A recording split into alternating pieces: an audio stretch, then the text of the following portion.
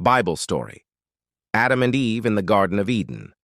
God created humans to live in fellowship with him, but disobedience brings consequences. God created the first man, Adam, and placed him in the beautiful Garden of Eden. Everything in the garden was perfect, full of trees, rivers, and animals. God told Adam, "You may eat from any tree in the garden, but you must not eat from the tree of the knowledge of good and evil, for if you do, you will die."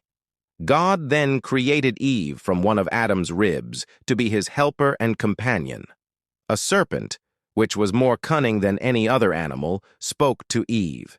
He said, "Did God really say, 'You must not eat from any tree in the garden'?"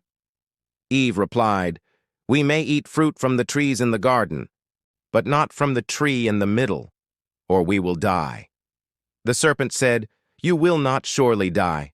For God knows that when you eat it, your eyes will be opened, and you will be like God, knowing good and evil." Eve ate the fruit and gave some to Adam, who also ate.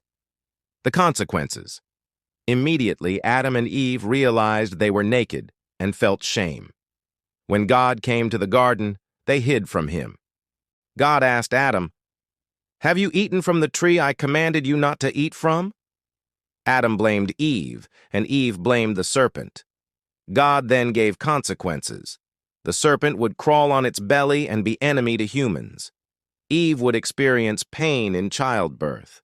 Adam would have to work hard to grow food from the ground. Finally, God banished them from the garden to prevent them from eating from the tree of life and living forever in sin.